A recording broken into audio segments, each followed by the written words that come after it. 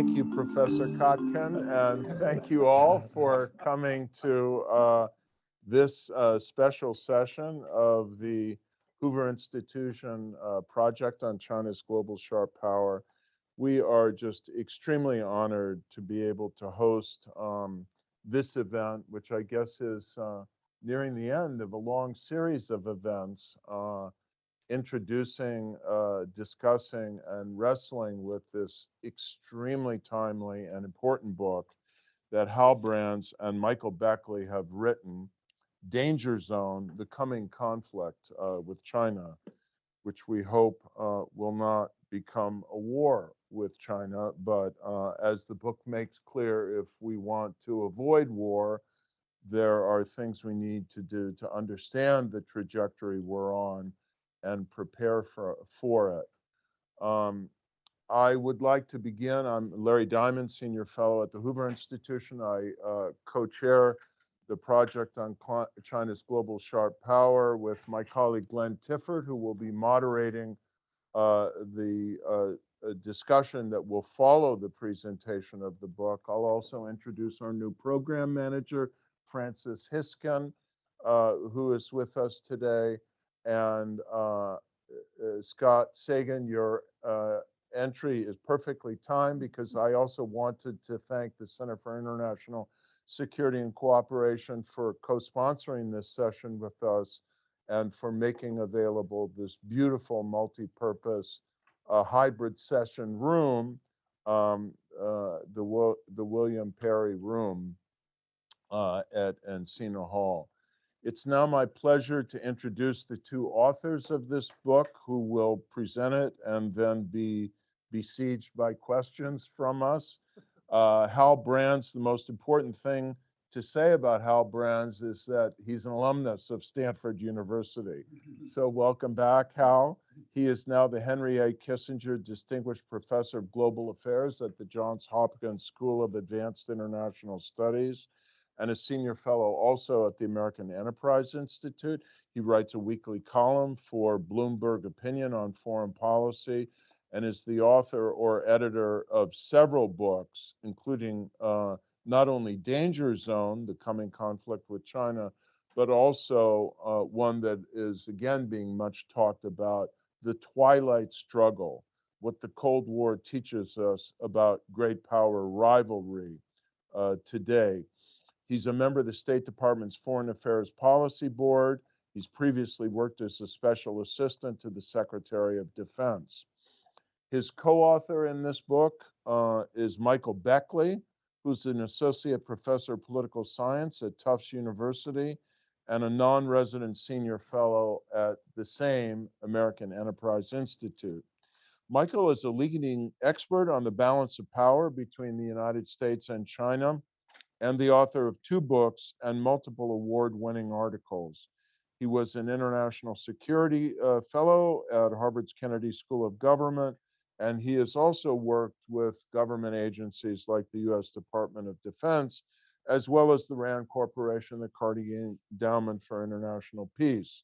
And he continues to advise different parts of the U.S. government and the intelligence community and the U.S. Department of Defense. And I can only say in conclusion, before I turn it over to you, Hal and Michael, I really hope the people you are still engaging in the United States government and hopefully in the Congress are listening to the very wise advice and warning that you offer in this book.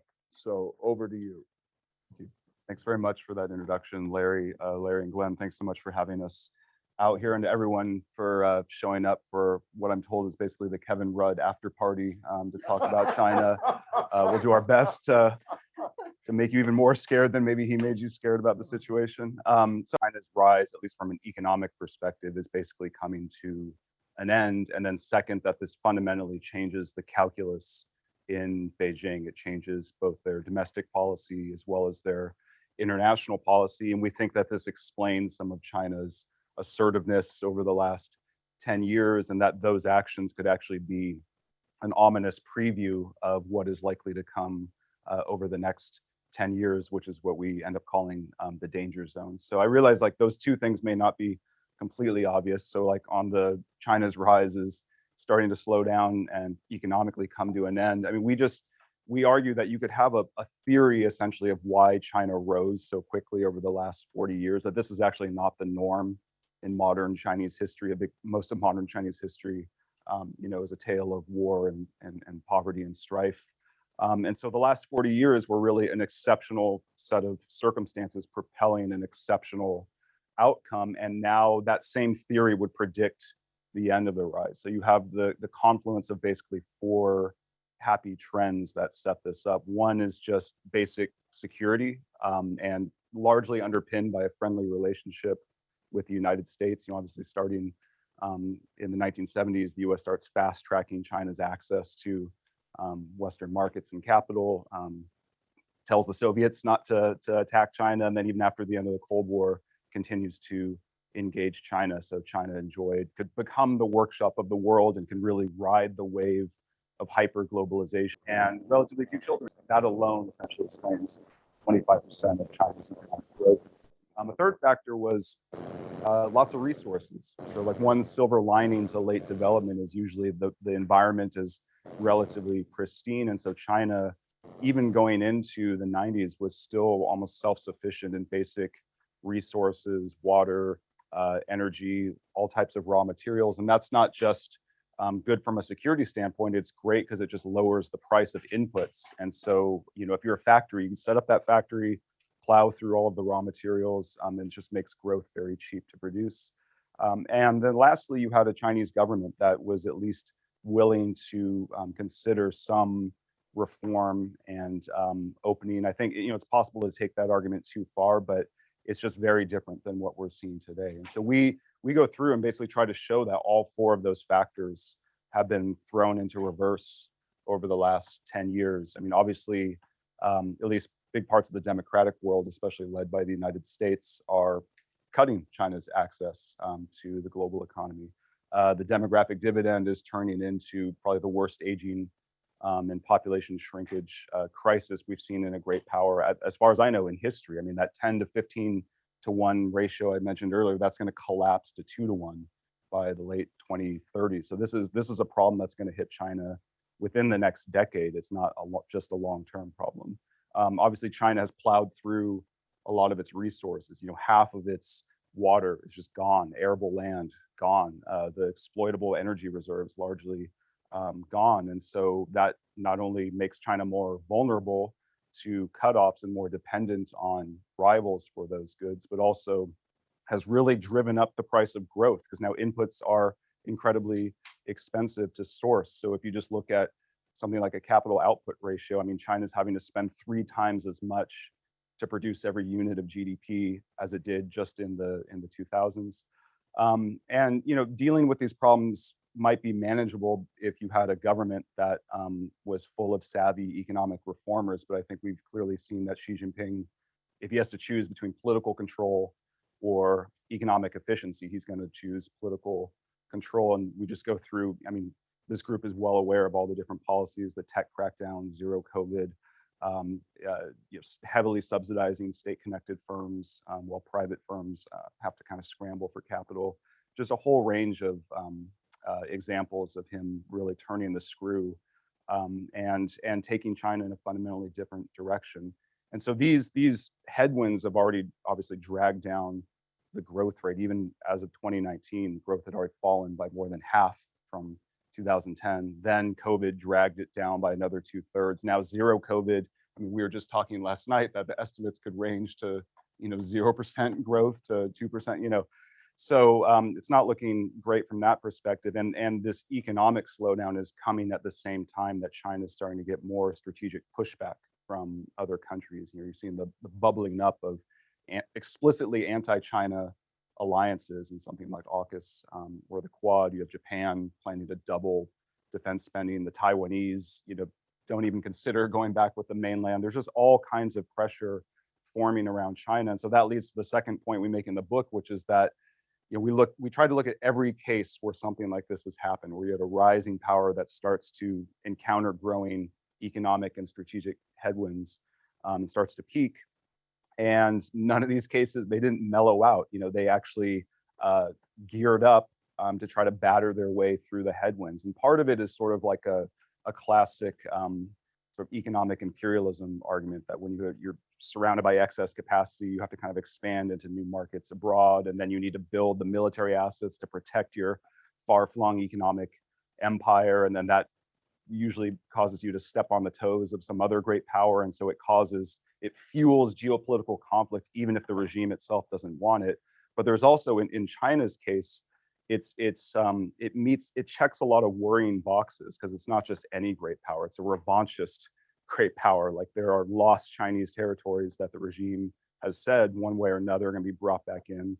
It's a brutal authoritarian regime that might be casualty insensitive in any kind of conflict that does occur. And obviously its main competitor has a fundamentally different ideology, and so that it heightens this process that we've seen play out through history. So I don't want to talk too much, so I'll turn it over to Hal, and then maybe we can open up to discussion.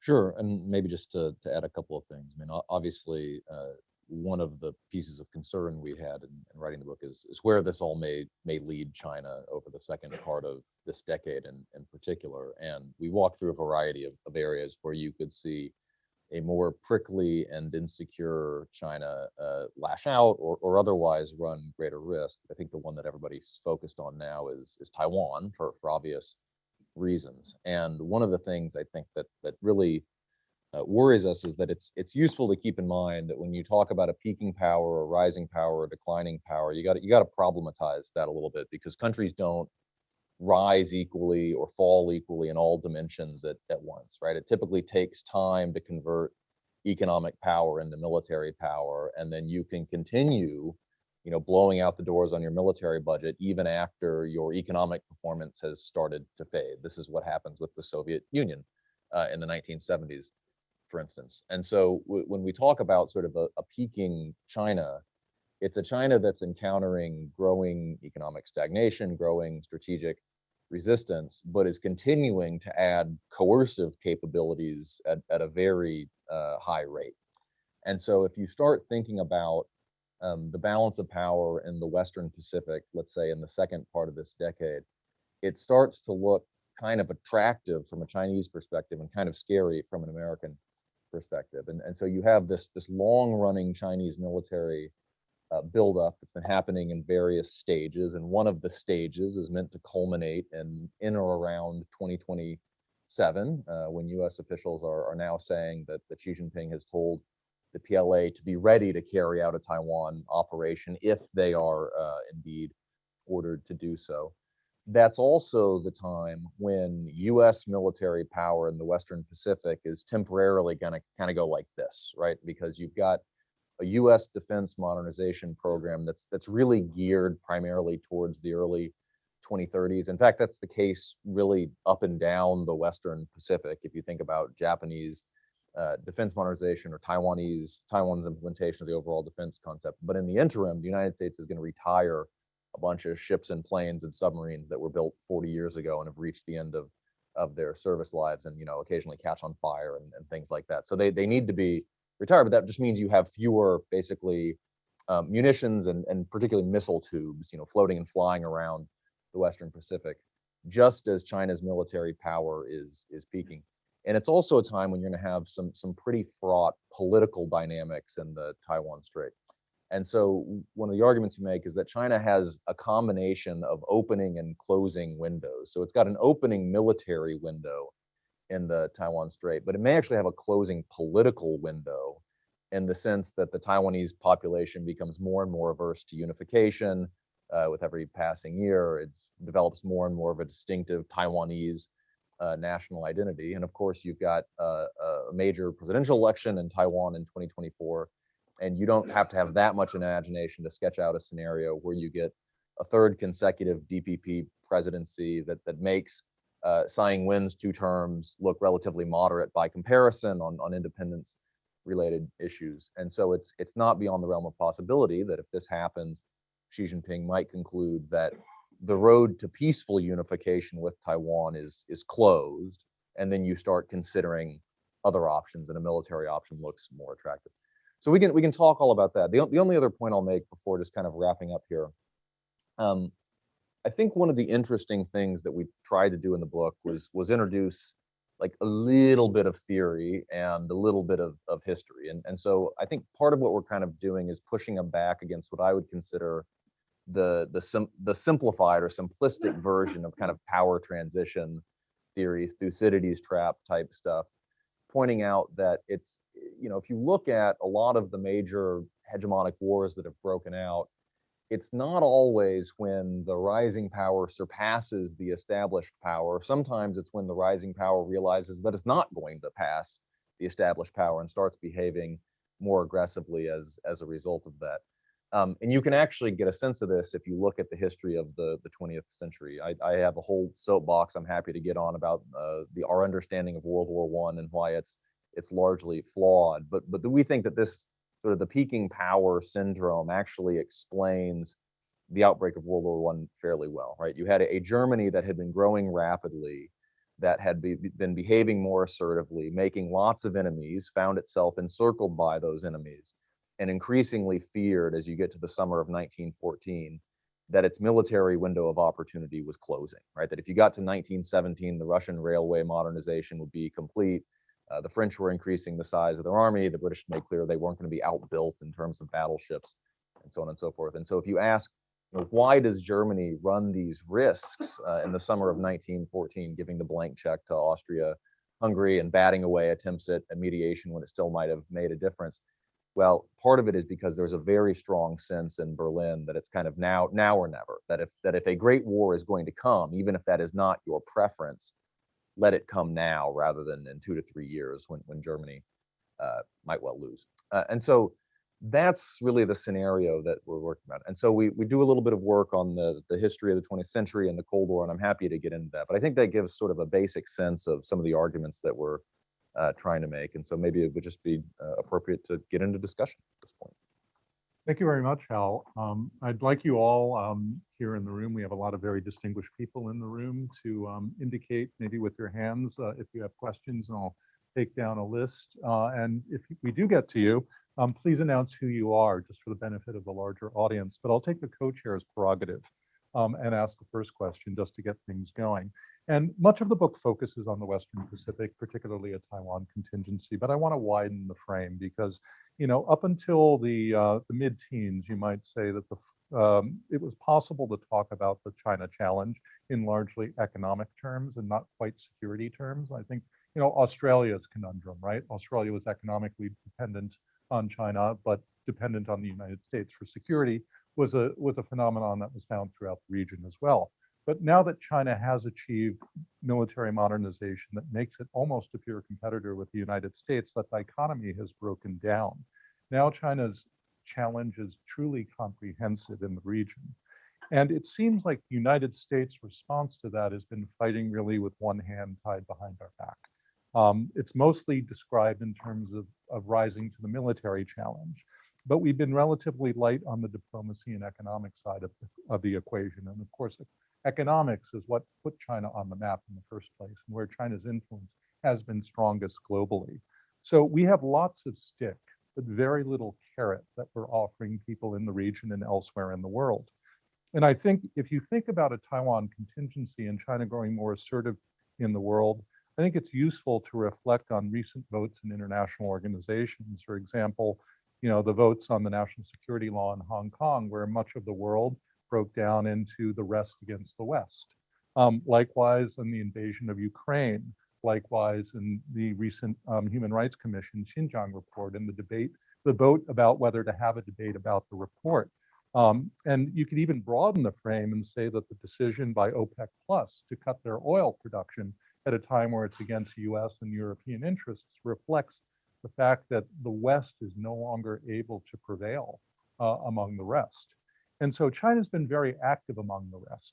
In a Taiwan contingency, in a challenge that is globalizing between the US and China, can we rely on the world lining up behind the United States, on the blocs actually favoring us numerically and even in terms of natural resources, the way we once might have?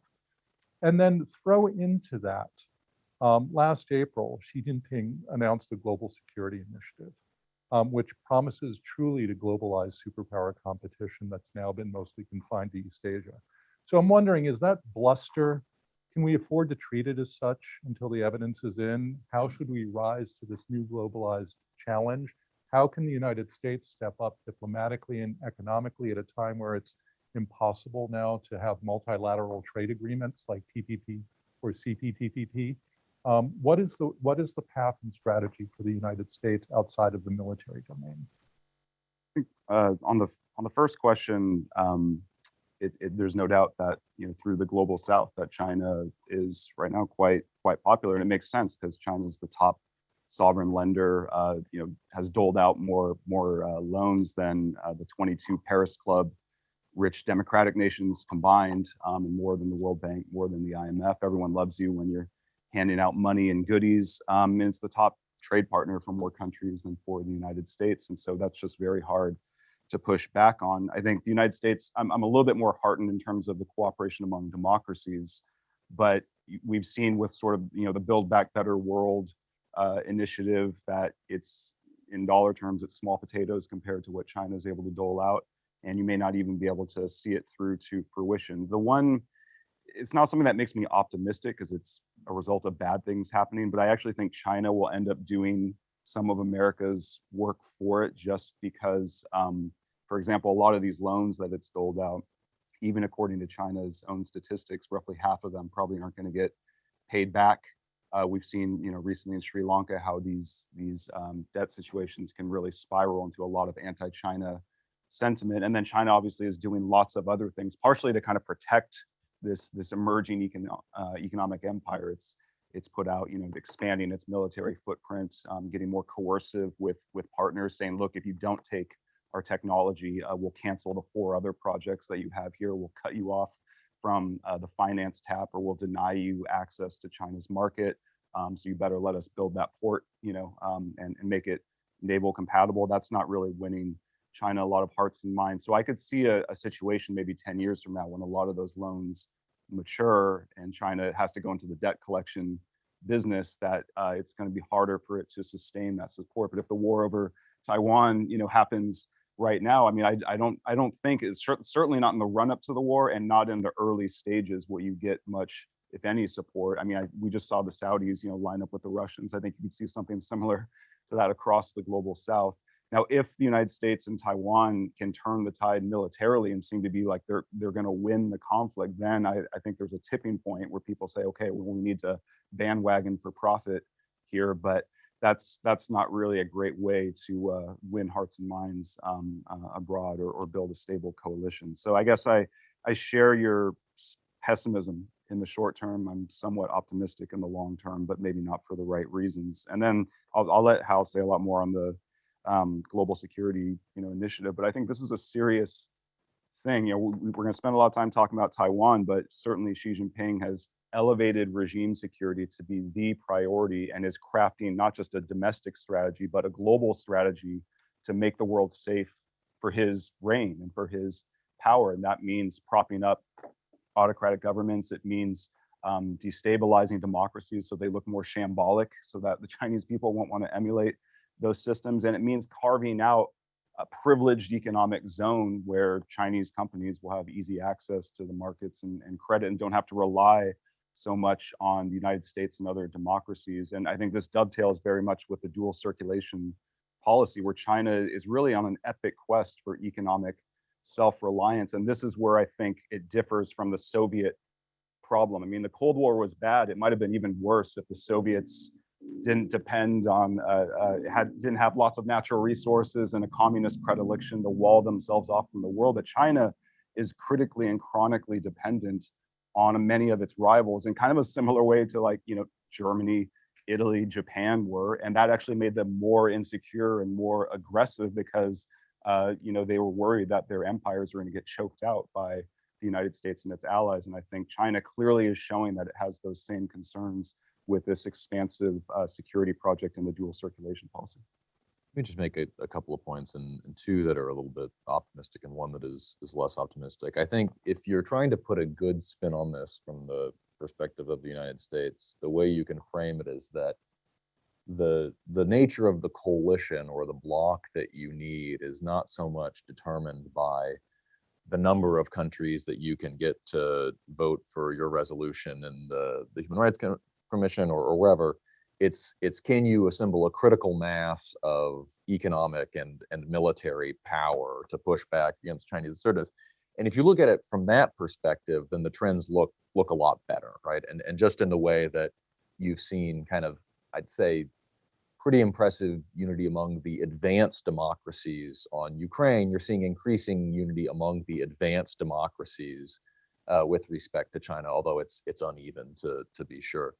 The second point I would make that's a little bit more optimistic is this is a problem, but I'm not actually sure that it's a new problem. And so the United States actually faced similar challenges in dealing with the non-aligned movement, the third world throughout much of the Cold War. And so particularly by the time you get into, say, like the late 1960s and 1970s, the United States is just getting its clock cleaned in international organization after international organization by margins that actually make the ones we see today look encouraging by comparison.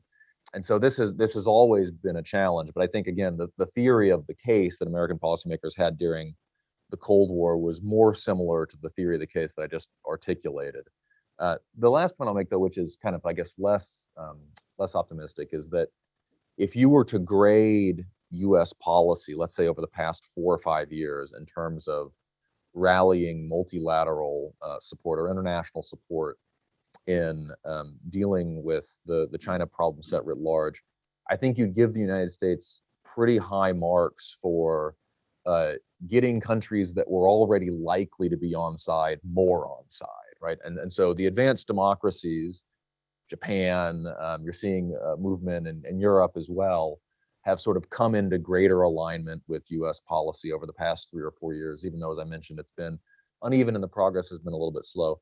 You'd give the U.S. policy far lower grades in terms of getting on side folks who were not already inclined to be on side, right? And so you see a much more uncertain diplomatic situation in Southeast Asia, for instance, which matters quite a bit, even in just sort of the narrow regional sense. And you could see this in some of the reactions to the Pelosi-triggered crisis in August, right? And so the Japanese and Australians were sort of convinced more than ever that this showed that China was becoming aggressive and belligerent, and they needed to align more closely with the United States. I think the message from Southeast Asia was mostly kind of like a pox on both of your houses.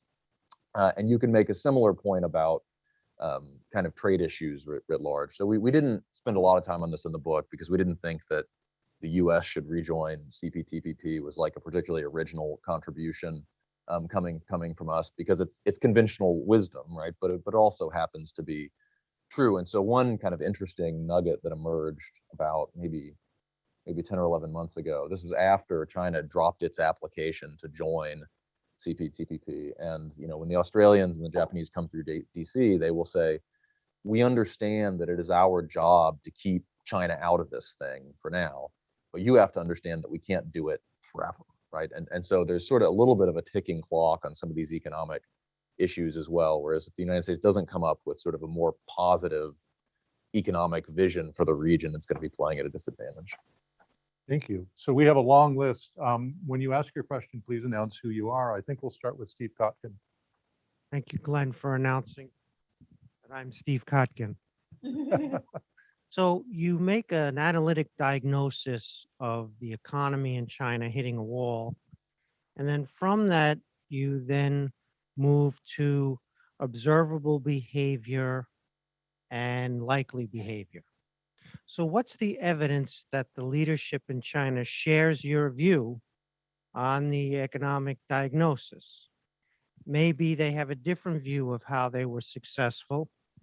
Maybe their view is not that they're hitting a wall.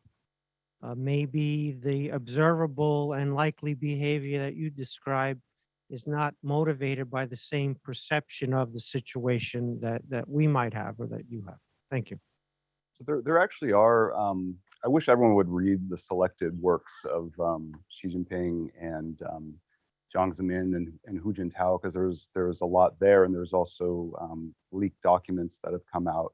And you don't even have to read Chinese, there are books that translate a lot of these things, the elite debates going on within China, and it's kind of a mixed bag. And what we took from a lot of these documents was that the Chinese seem to be confident abroad, but increasingly insecure at home, and that this is a combustible combination. And you can actually trace the causal story. I mean, we actually go back to the 2008 financial crisis, where the Chinese look around, they see the drop in demand for their export-dependent economy, and so they initially roll out these giant stimulus packages, which artificially keep the growth rate high for a couple of years, but they realize that's not going to cut it over the long term, and that they need a fundamentally new strategy. And so you have documents that outline all of these economic concerns, you know, the declining demand, the rising debt, and as Wen Jiabao said, you know, the unbalanced, unsteady economic model that they'd used previously. And they were also worried, they expressed a lot of worry about becoming cogs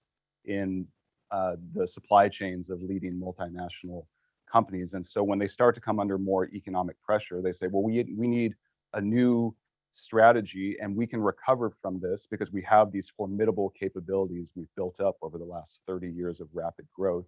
But we need to do something. We have to be proactive about this. We cannot just sit back and wait for the invisible hand of the free market to save us. We have to use the iron fist of state power. And there are lots of statements from Chinese leaders to this effect, and authoritative documents like government work reports that go through all of these economic insecurities and link them causally to this idea that we need to be more expansive and aggressive abroad in order to sort of reset our rise on sure footing. So we kind of go through that causal story, and then there's just lots of a trickle of very, you know, the Xi Jinping speeches where he's warning the internal speeches where he's warning, you know, cadres about the prospect of a Soviet-style collapse that is triggered by some system crippling economic crisis. A series of reports that are coming out that note not just the economic slowdown, but the rising anti-China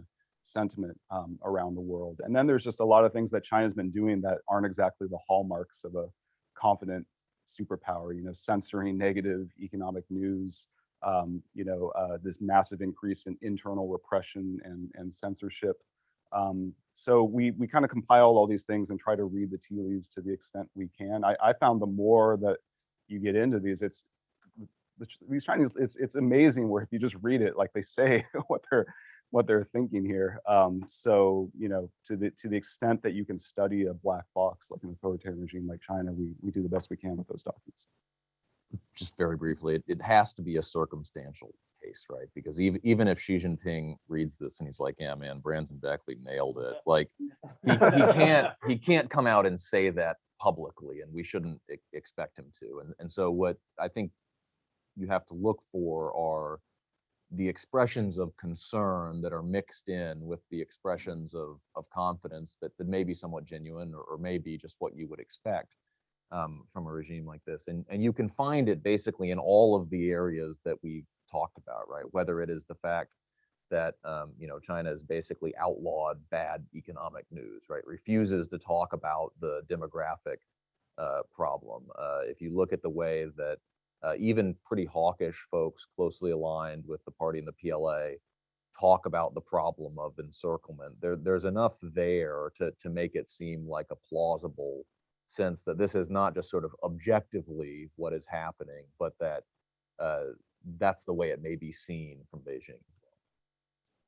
Scott Sagan, professor of political science, senior fellow here at FSI and co-director of CSAC. I think most of us in this room have had that experience where something happens in the real world and you say, oh, how does that influence what I've just argued in a book or in an article? And that's the nature of my question.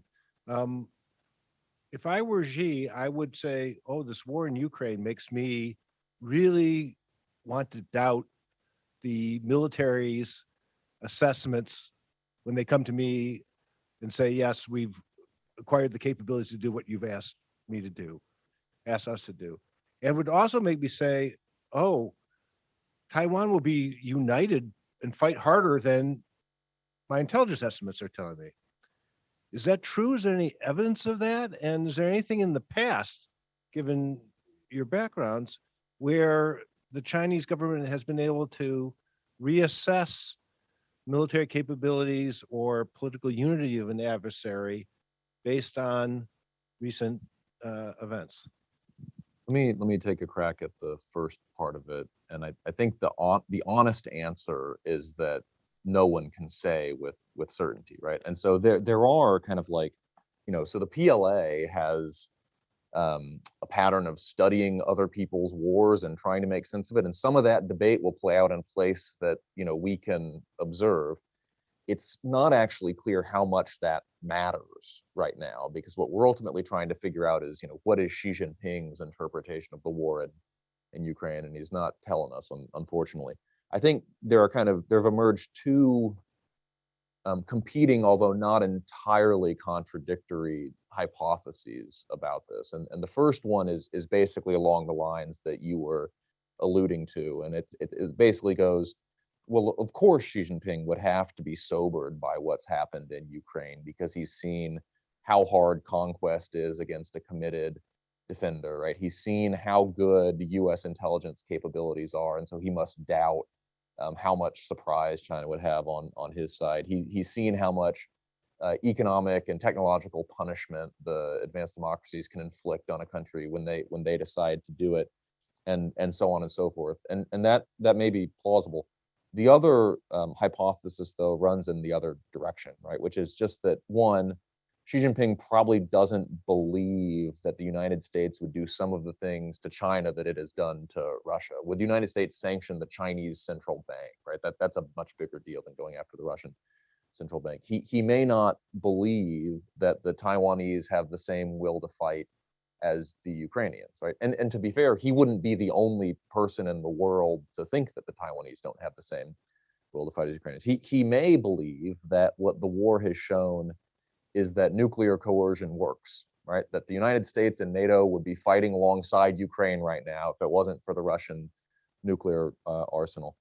And he may believe that Putin's big mistake wasn't launching the invasion, it was doing it haphazardly and incompetently and not winning decisively in the first few days. And so if you take that approach, then the lesson he draws might be much different, which is that if you're going to do this, be decisive at the outset and take advantage of everything that he has seen about Russia's vulnerabilities in this conflict to use that as a checklist to reduce China's vulnerability for the next one.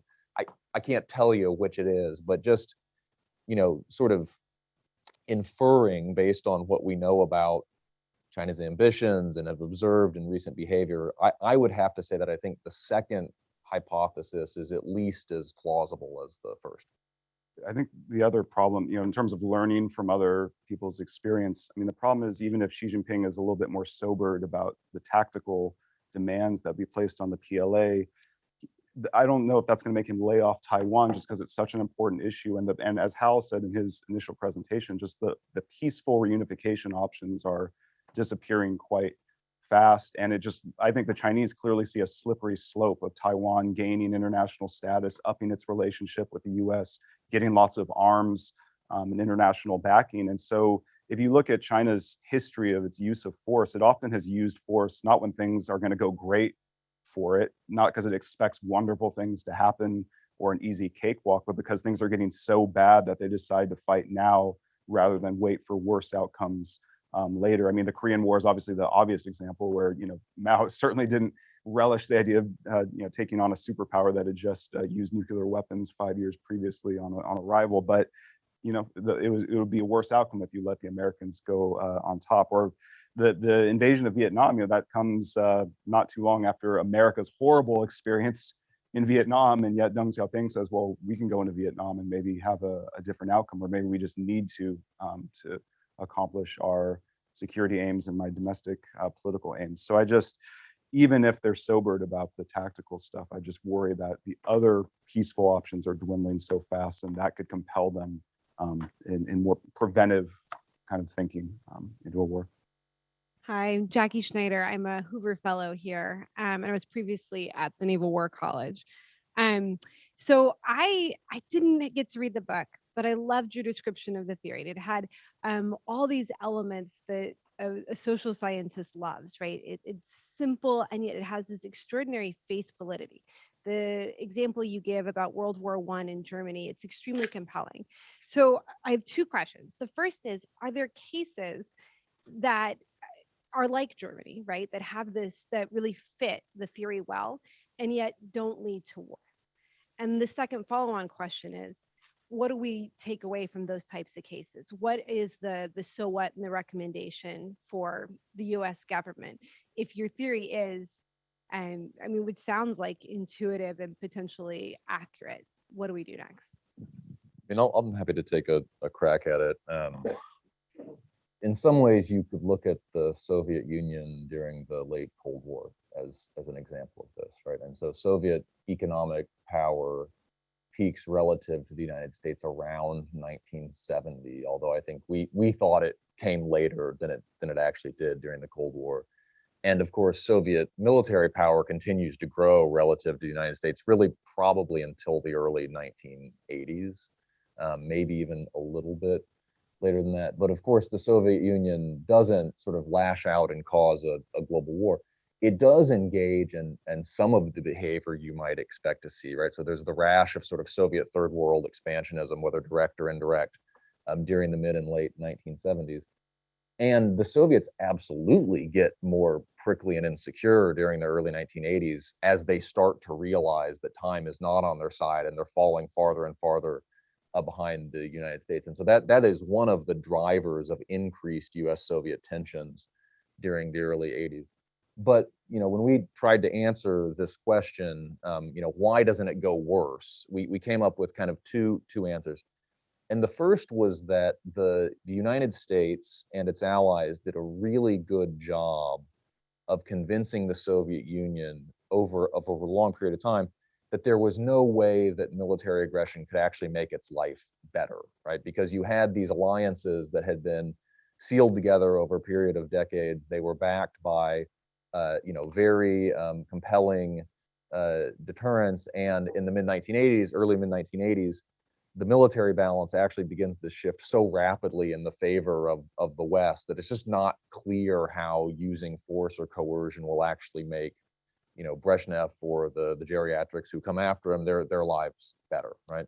But the second piece is that the United States worked, pretty hard to avert this type of situation. And so a lot of what happens really from 1983 onward, but particularly in the Reagan second term, is about giving the Soviets a sense that there's a place for a soft landing if they want it, right? And so convincing Gorbachev that if he is willing to basically do business on American terms, on arms control, in terms of Soviet retrenchment from the third world, even on a variety of other things, that the Soviet Union will then enjoy a better relationship with the world, which, by the way, might help them address some of the economic problems that they are facing. Now, that's obviously not how it turns out for the Soviet Union, because a lot of Gorbachev's reforms backfire in a major way. But you had this combination of deterrence and reassurance or conciliation or whatever you want to call it, that eases a little bit of some of the dynamics you might otherwise expect to see.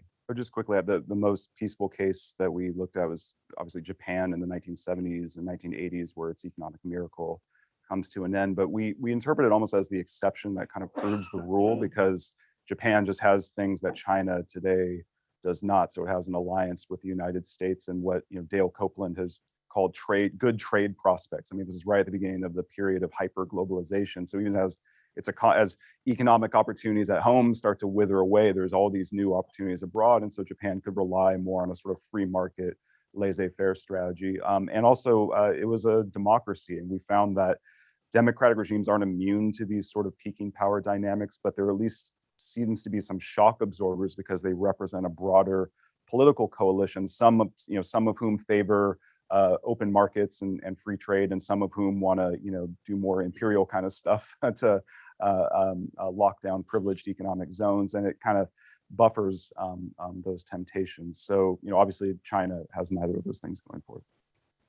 Aaron Carter, Hoover Fellow. Thanks for an interesting presentation, and I also really loved Twilight Struggle last year. So my question is, I'm curious how you would react to what I view as perhaps the most compelling counter argument to your book, which is that it's certainly the case that Xi Jinping would like for China to be the dominant power in the Asia Pacific, would certainly like for Taiwan to be part of China.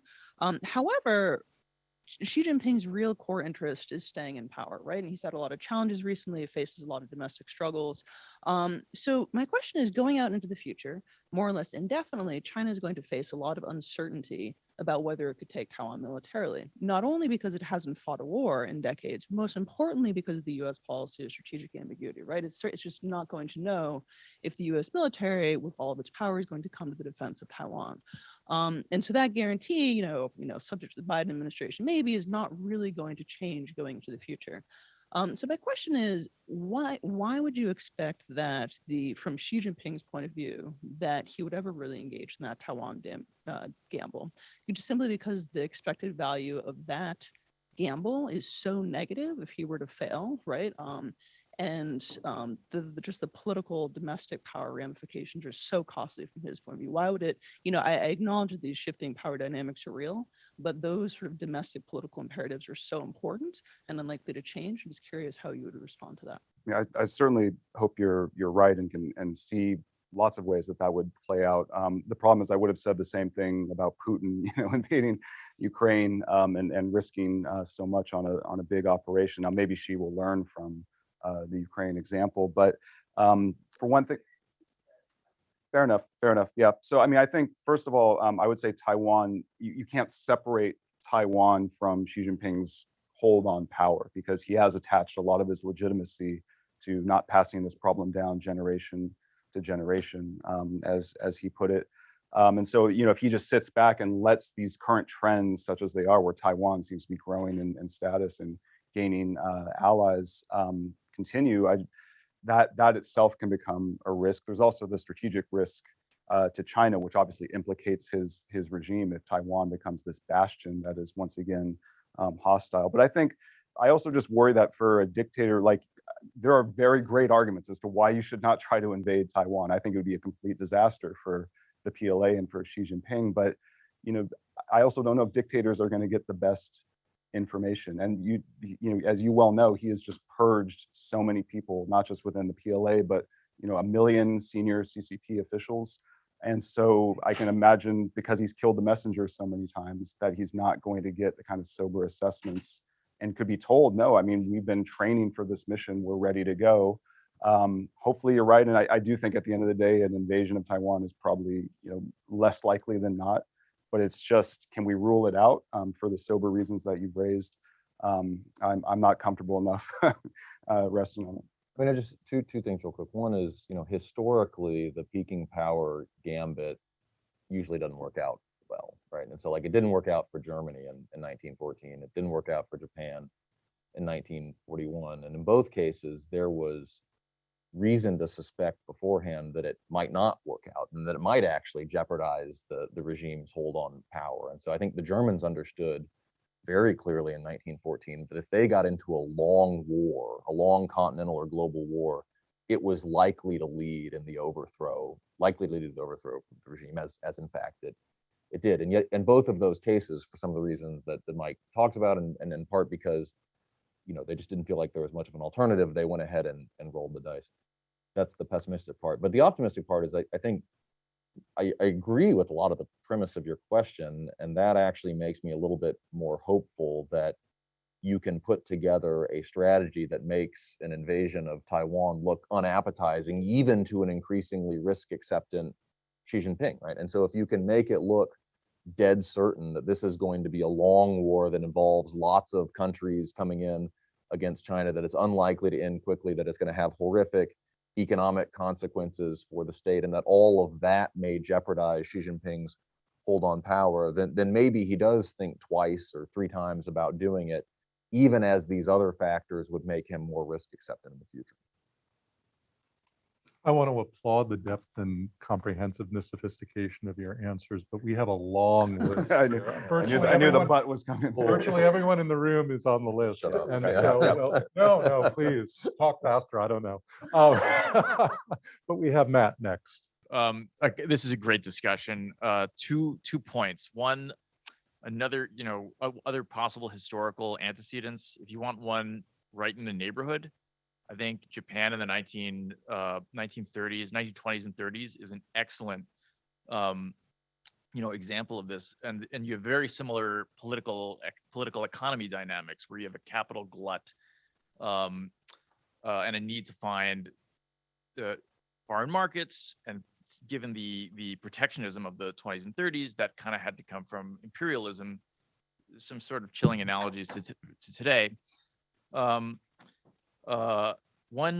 question I have, and this is an empirical question because I know absolutely nothing about military hardware. So when we talked about one of the reasons this window of opportunity is closing is because West Pacific democracies are upgrading their military hardware, their military capabilities.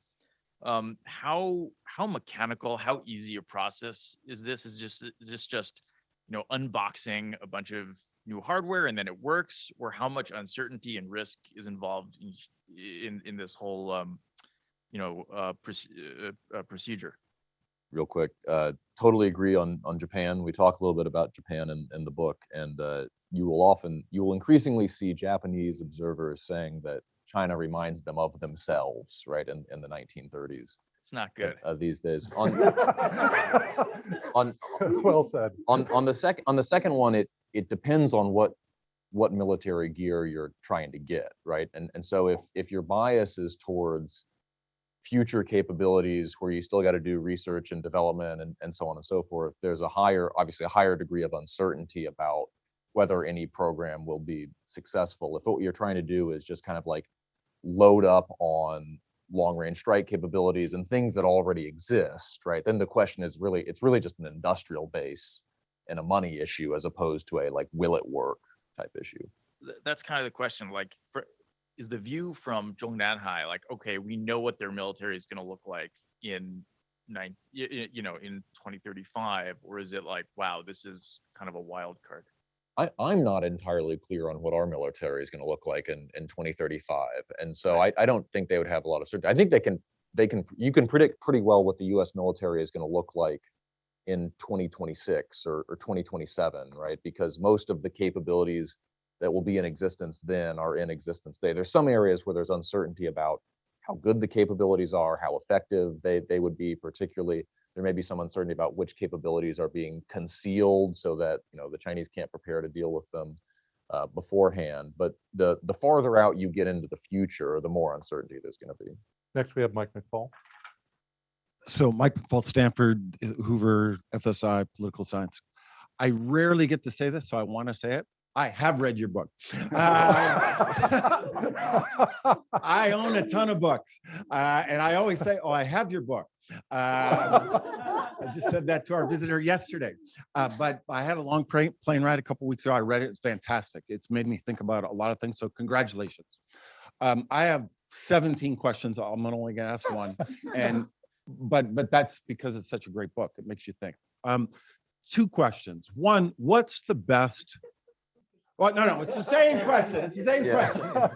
A and B, 1A, 1B. It's the same thing. It's building on actually what Stephen Aaron said, which is this. So, what is the article out there right now that is categorically different from your argument that makes you worry that you're wrong? And related to that, see, 1B, it's the same thing. What in the future? What evidence in the future would make you think, okay, we got this wrong? This prediction. You guys have this very precise prediction. And if you're right, everybody's going to remember your book. And if you're wrong, nobody will remember your book. That's a gamble you've made. But I'm interested analytically. Like, so a couple of examples would be, what if we got another secret document released, right? We've had one very important one that gets a lot of attention in the Chinese studies. What if we got another one that said, actually, Xi Jinping doesn't care about Taiwan as much as you just said, Michael, right? Oh, and the data that they've done in China suggests that actually Chinese, it's not important to them in terms of the legitimacy of the regime if they take Taiwan or not. So that would be really concrete things. Oh, okay, so we got this wrong. Second, on Steve's point, and it's a great, economic collapse. We got to do this thing now, but that's assuming that economic growth is what Xi Jinping is maximizing for. Alternative data might suggest he's maximizing for state control of the economy, And that's going to take him decades to get right, right? So the thing that you see as a danger zone, because you're looking at it like they don't have much time for what he's trying to do, could push out. And there might be 4 or 5 others, but what would be the data that would really cause you to rethink the very clear hypothesis in the book? Yeah, I mean, we don't have to go far because we can just walk down the hall at AI and Oriana will tell us why we're wrong about this, and that helps. Or even my PhD advisor, Andy Nathan, also wrote a piece in Foreign Affairs calling us out too. So it's always great when your PhD advisor and your colleagues are arguing about why you're Waiting wrong. for immediate family members to come exactly. out. Exactly. My 3-year-old starts telling me, that's when I know I've really messed things up. I mean, there's so many different data points that could show that we're wrong. The one that you mentioned, does Xi Jinping really care? What Andy Nathan argued was that, look, the Chinese think much more long-term about something like Taiwan, and they don't necessarily need outright political control. They just want to manage the situation while they focus on all of their other objectives, especially regime security at home. There's also, I mean, we could just be fundamentally wrong about China's trajectory internationally, which would be especially damning for me, considering my first book was about how China's, not going to catch up. But if China restarts its rise because it masters AI or something like that and plows ahead, and the combination of automation at home and opening up new markets across the global south creates this viable empire going forward, I mean, then our whole view of China's trajectory internationally would be proved laughably wrong. I mean, I hope with this book, my first book, I didn't want to be proved wrong as an American, but this book, I hope we are proved laughably wrong. So hopefully these things will come to bear. And that Taylor Fravel has written stuff about how regime insecurity has in the past caused China to mend fences, at least on its continental periphery. I don't think he applies it to the maritime domain or to Taiwan, but maybe there is a similar kind of logic here, the omni-balancing, sort of argument. So I'll try to be brief. Karis Templeman, I'm a fellow at Hoover and I manage the Taiwan project there. So I am in full agreement with the first part of your argument about China kind of slowing down. Maybe they're going to reach a kind of Wile E. Coyote moment at some point in the near future where they're out over the cliff and there's a sudden realization that their future trajectory is not what they thought it was. My question is about the second part of your argument, which is that if they reach that moment, they're likely to lash out and try to lock in gains rather than to turn inward. And I wonder what evidence you have from past behavior, and this ties a little bit to Taylor Fravel's research of lashing out versus turning inward when you have these kinds of regime crises, either economic or political. And just a final point, I'm a little uncomfortable with drawing analogies with Germany or other things from 100 years or 200 years ago. If there's evidence from the PRC regime itself, as a comparative political scientist, I'm more comfortable with kind of explanations that root behavior within the regime itself rather than its position within the interstate system. So your thoughts on that? So, I mean, I'll just answer briefly, and I'm sure Michael will have something to add. I mean, we wrote a piece maybe a year ago trying to answer exactly this question and looking at kind of previous Chinese uses of force. And as Mike talked about earlier, that they're often in response, whether you're looking at the Korean War, sort of second Taiwan Strait crisis, things like that, they're often in response to perceptions of a closing window of opportunity or approaching window of vulnerability, but then also they interact in interesting ways with PRC political dynamics, right? And so part of the Korean War decision is basically using mobilization to kind of consummate the revolution at home and things of that nature. So there are some parallels in Chinese history, but the other part of it is, look, we're trying to make a case that is based on, a plausible reading of how this particular system has performed in the past, but we're also trying to make sort of a broader argument here. And so I think there's some, perhaps it makes one uncomfortable as a comparativist, but there are this long series of cases which Mike has looked at in greater detail, where you look at basically every fast rising power that then slows down over the past 150 years or so. And you get these sorts of dynamics in I believe every case, right? And then the question is like, how severe is it? And the severity is conditioned by trade expectations, it's conditioned by regime type. And and so on and so forth. And when you start mapping that onto the Chinese regime, that's where you start getting concerned. And so I think if you sort of triangulate between characteristics of this regime, behavior of this regime, and then sort of the larger sweep of cases that we're looking at, it gives you reason to plausibly be concerned about this sort of turn in behavior.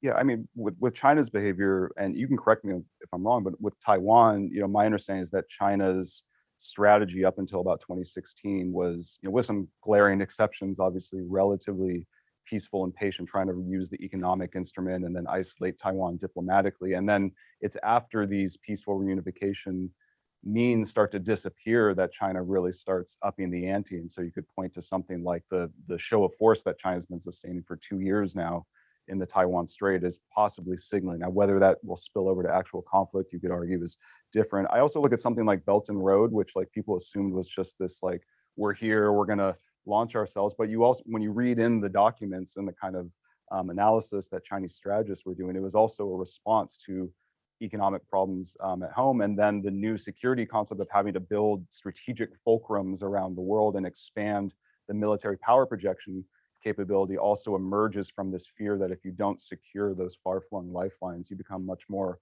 vulnerable. So that those aren't like, I think we should avoid using things like lash out, because that's not, even though we've said that at various points, that's not exactly our argument that they just go crazy and go on like a Hitler-style rampage around East Asia. It's more that these countries, when they come under pressure, realize they need to get proactive. And then in the course of becoming more economically and military proactive, they start to fall into more conflict. Thank you. We've got a couple in the corner there. I wonder if we can bundle them to make sure that everyone gets in on time. Jim Fearon and then Chris Ford. Thanks, Jim Fearon at FSI and Political Science. So I haven't read the book, and this is kind of clarifying. Apologies on that.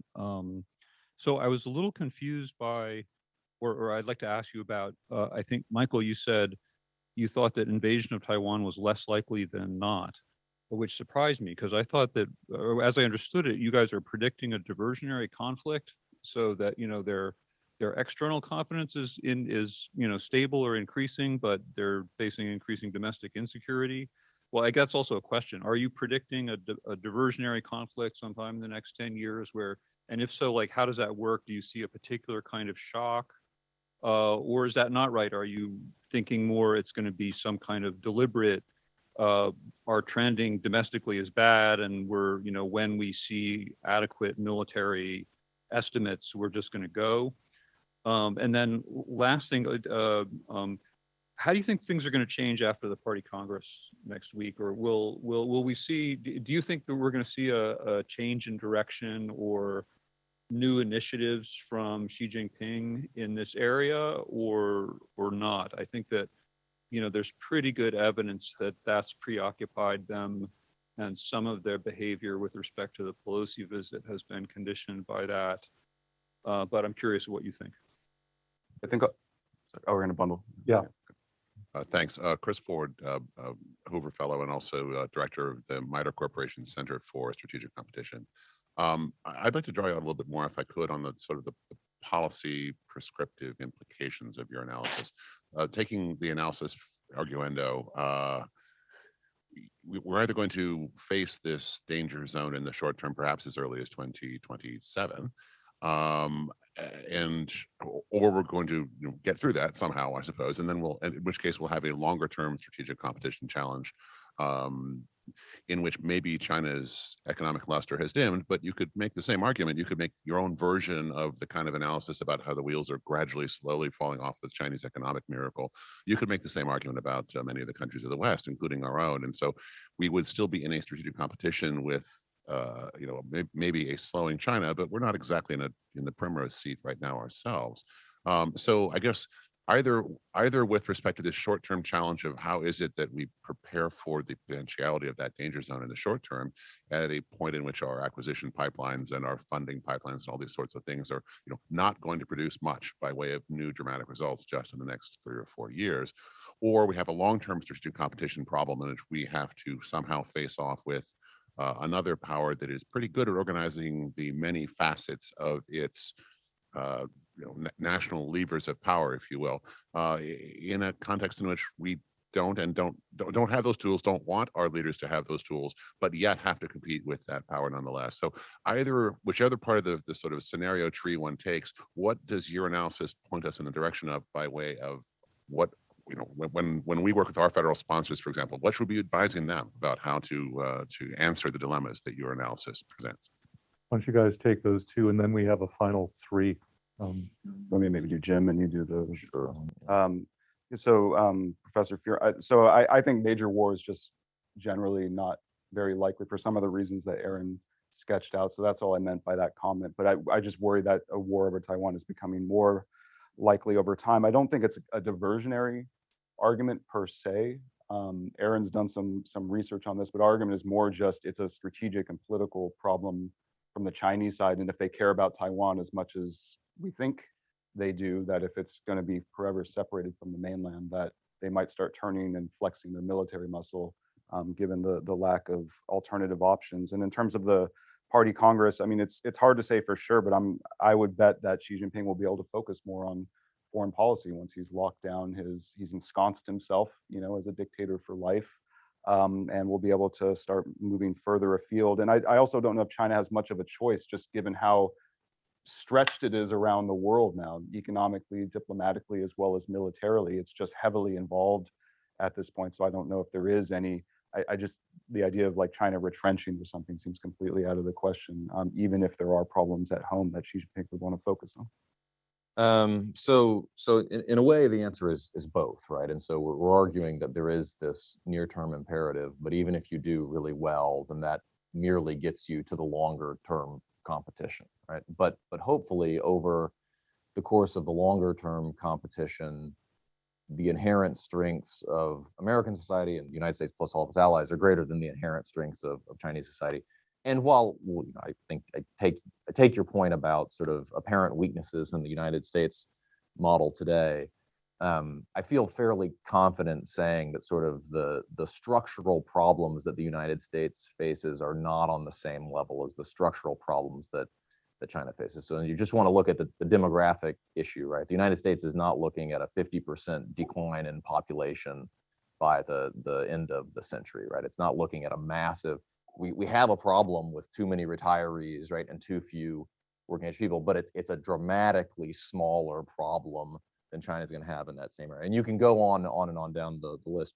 In terms of the policy prescriptions, I mean, I think we'd basically agree with you in the sense that time is relatively short and you kind of have what you have at the moment. And so if you're trying to deter conflict in the Western Pacific, for instance, well, what are you left with? You can try to field as many of the capabilities that basically allow you to kind of flip the Chinese A2AD strategy around, right? So anti-ship missiles, sea mines, drones, attritable ISR, and so on and so forth, because what you're basically trying to do is just make a cross-strait invasion look prohibitively costly from the PLA's perspective. You can try to broaden the prospective coalition that China would have to face by securing more explicit commitments from additional countries that they would not be indifferent to a Chinese attack on Taiwan. And so when Xi Jinping thinks about the prospective Taiwan war, it's not China against Taiwan, it's not China against Taiwan and the United States, it's China against Taiwan, the United States, Japan, Australia,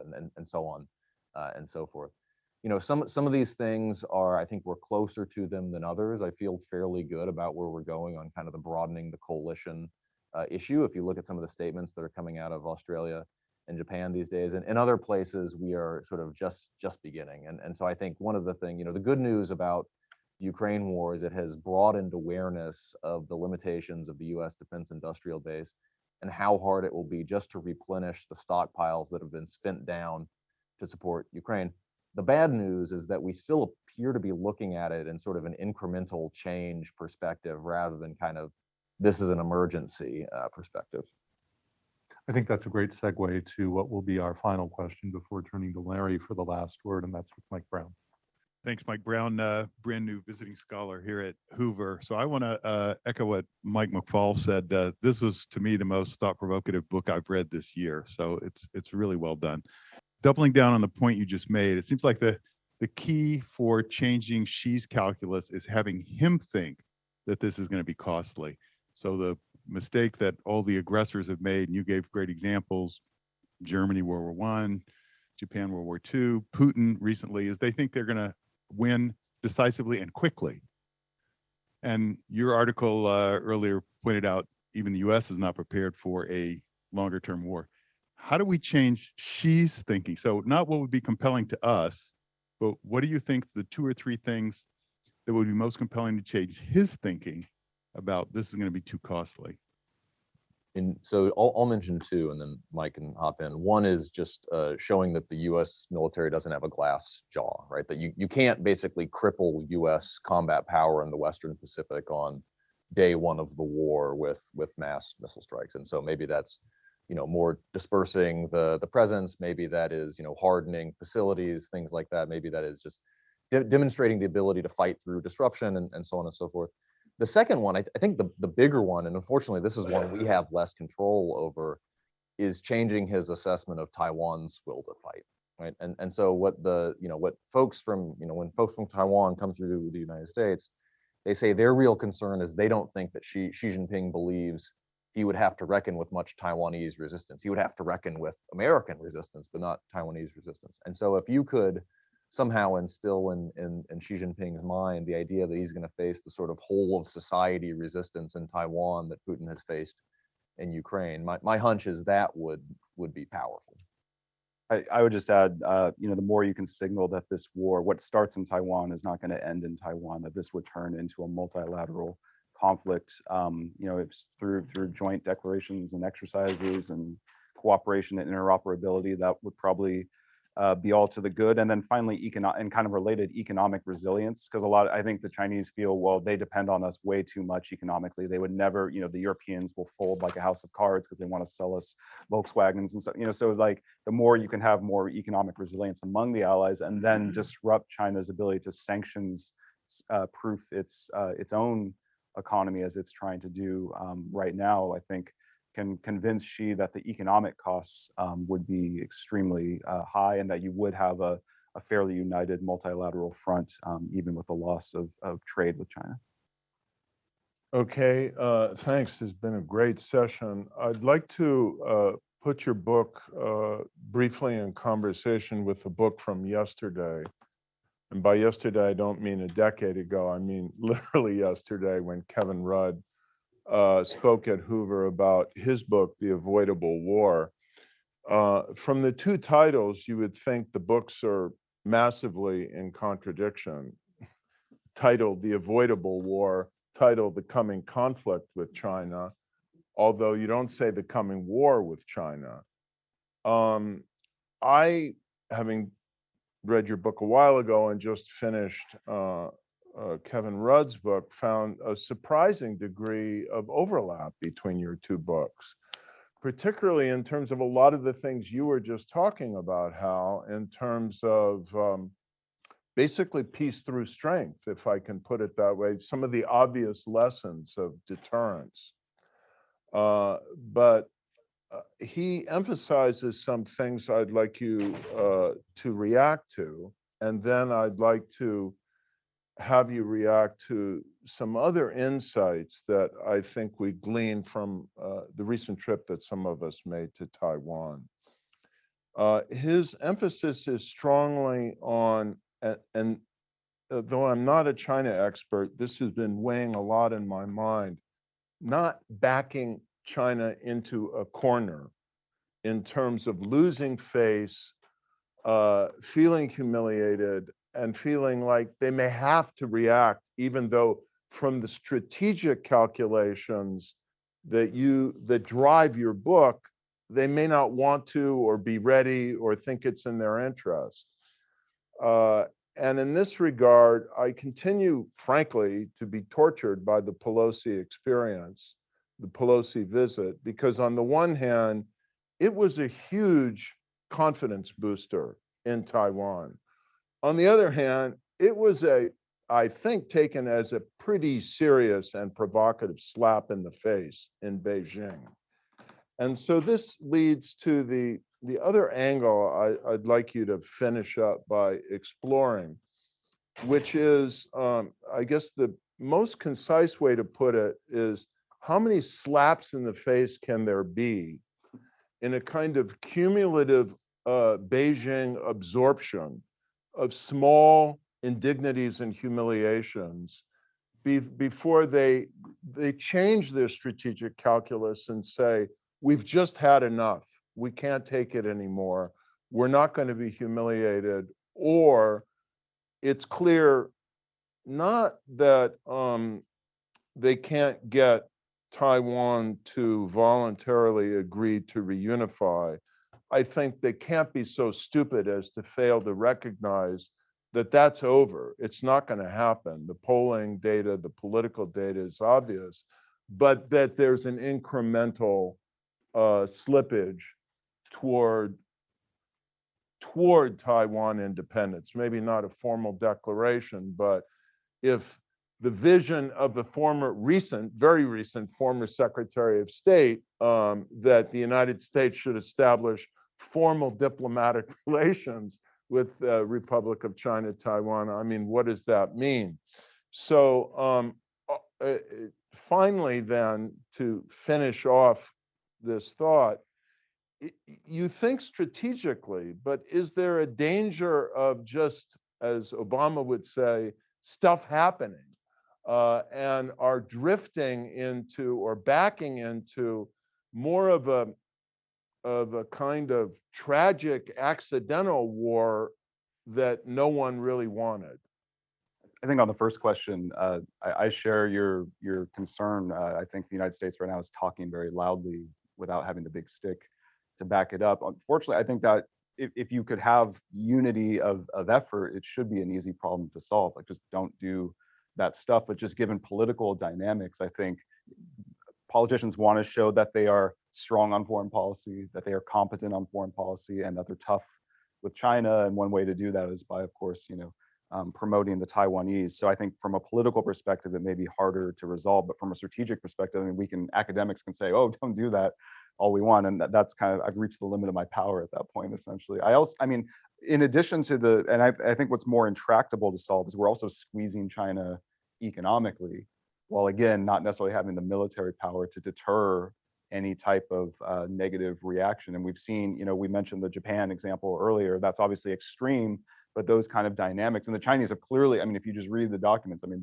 they feel that this is really an effort to choke out their rise, and that they're going to have to take matters into their own hands. So that I don't know how you solve, because even some of our policy recommendations are like, you have to kind of shore up our own technological competitiveness by cutting China off selectively. The obvious solution is just be more selective with it, but I don't know if that's going to be enough. And then the other thing I worry about is just a slow mobilization scenario where we have these great plans to shore up the military balance in the Western Pacific, and we just start to trickle in. There's like this valley of death between when we get those assets in theater to actually deter, and when the Chinese see them coming over the horizon. I mean, that also can create sort of a use it or lose it dynamic on the Chinese side. So all three of those problems, I don't know how exactly you solve them. Maybe how. Ideally, you'd pick your provocations wisely, right? Because you have to provoke China. You cannot address the weaknesses that we have talked about without doing things that will annoy the Chinese government.